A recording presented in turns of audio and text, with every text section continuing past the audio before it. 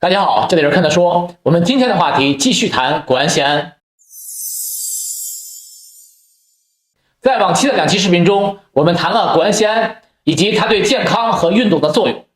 通过这些知识，我们可以知道，谷氨酰胺可以说是一种对所有人都有用的营养补剂。在你预算有限的条件下，你至少应该将谷氨酰胺纳入到你必须补充的营养补剂的单子里。那么今天我们就来聊聊谷氨酰胺的食用问题。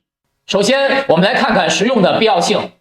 谷氨酰胺是人体内最丰富的一种氨基酸，它主要存在于肌肉组织和血浆中。人体内大概70%的谷氨酰胺是由骨骼肌产生的。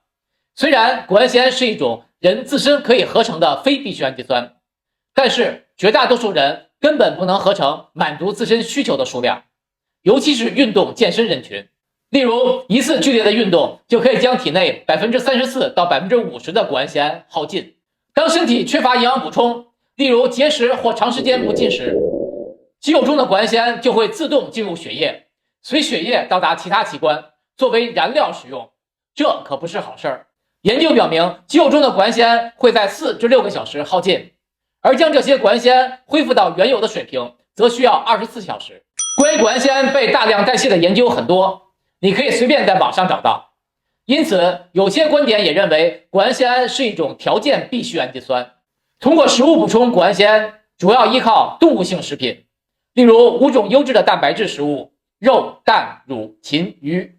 我给大家简单列出5种常见食物中谷氨酰胺的含量。熟牛肉每100克含有1.2克，每100克鸡蛋含有0.6克，每100克牛奶含有0.1克，熟鸡胸肉每100克含有1.7克，熟三文鱼每100克含有1.2克。通过这些数据可以发现，自然食物为人体提供的谷氨酰胺数量较少，基本上需要人体自身合成才可以。在前2期视频中，我们讲过谷氨酰胺在人体中的诸多作用，现在来简单复习一下。第一，为免疫细胞提供能量，抵抗无论是来自于生理还是心理的压力。第二，平衡身体酸碱度，调整氮的数量，支持肾脏的工作。第三，参与蛋白质的合成和分解，通过特殊渠道代谢氮，支持身体肌肉和其他组织的恢复和生长。第四，调节血糖，合成肌糖。除了以上4条，还要调节大脑功能和神经递质的平衡，控制自由基，帮助伤口愈合，增加肠胃的消化吸收能力，水分运输等等。如果刚才说过的这些用途的需求量超过了你身体合成谷氨酰胺的数量，那么你可能出现包括抵抗力下降、身体疲劳、肌肉分解、精力和能量不足、肠道敏感等等问题。因此，谷氨酰胺的外源性补充成为必然。其次，食用的数量。如果你购买过谷氨酰胺，一般的产品说明上都会让你每天食用10克，分2次食用，那就是每次食用5克。而在很多运动营养领域，则建议每天食用20到30克。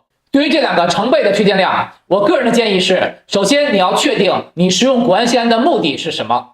如果是为了提高身体的整体健康水平，那么每天食用10克就可以了。但是如果你每天还会健身，而且想练出点样来，那么你就要考虑每天食用20克以上。当然，还有一个情况，如果你每天觉得自己活得很辛苦，那么就要进一步提高食用量。所以根据自我每天的生活、工作、运动、饮食以及压力的情况决定食用数量。10克是基础，30克的话，我建议你作为封顶数量。因为超量食用谷氨酰胺造成副作用的研究报告也是有的。第三，食用时间安排。如果你是为了提高健康，那么每天早起和临睡前各食用5克就可以了。早起补充的目的是身体经过一夜的休息，此时需要填充谷氨酰胺来弥补几个小时休息造成丢失的数量。临睡前补充，一方面可以提高生长激素的分泌，同时为睡眠中身体的修复储备营养。如果你运动健身，除了早晚各吃1次，训练前后各补充5克就可以了，甚至可以在训练中再加5克。训练前补充可以减少肌肉在训练中的分解情况，训练中补充可以支持免疫系统工作，对抗训练的压力，同时为肌肉提供能量。训练后补充能够更快的让身体恢复和生长。谷氨酰胺的食用量每次不要超过5克。曾经看过一个相关的研究，但是我找不到出处了，我拿来说一下，大家作为参考。这个研究是关于每次谷氨酰胺的食用数量。实验中让参与者每次食用2克、4克、6克和8克，然后看食用后的效果。结果显示，每次食用4克的作用超过2克，但是食用6克和8克的作用和4克相同，所以建议每次食用4克。这个实验说明了谷氨酰胺的补充要做到少量而多次，时刻保持谷氨酰胺在体内的含量。还有补充谷氨酰胺时，有的建议空腹补充，有的建议和碳水一起。在我看来，这2种不同的补充方法针对的补充目的不同。在谷氨酰胺第2期视频中，我讲过它可以提高生长激素的分泌。那么想提高生长激素的朋友就应该考虑空腹食用，因为空腹时生长激素的分泌更容易提高。生长激素和胰岛素是一对对立激素，这点我在生长激素的视频中讲过。而且每次食用的数量是2克，一天需要多次补充。和碳水一起补充可以提高谷氨酰胺进入肌肉的速度和效率，因为有胰岛素的参与。谷氨酰胺没有循环期，所以你不用像吃肌酸一样需要定期停用，你可以一直吃下去。最后一个问题，我们说一下市面上销售的谷氨酰胺该如何选择。目前谷氨酰胺市场上有粉剂、胶囊、片剂产品销售，还有一些复合产品，例如将谷氨酰胺与蛋白粉、肌酸、支链肌酸、增肌粉等产品混合在一起。我个人的经验是购买单独的粉剂包装最实惠。记住，做成胶囊和片剂的钱是你买单的，混合到其他产品里的钱也是你出的。所以你要真想它们在一起，自己混合不香吗？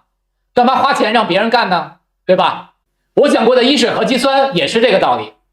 关于谷氨酰胺的基本问题给大家交代完了，将来有时间我们再聊聊谷氨酰胺的升级作用。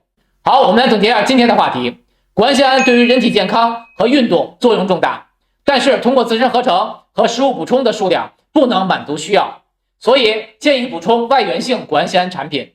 根据自我的生活、工作、运动、饮食以及压力情况，按照不同的补充目标，想提高整体健康的每天补充10克，想提高运动健身效果的每天补充20到30克，想提高生长激素分泌的每次补充2克，想效果最大化的每次补充4克。选择单独的粉剂包装最实惠。希望今天的话题可以帮到你，谢谢大家的观看，我们下次再见。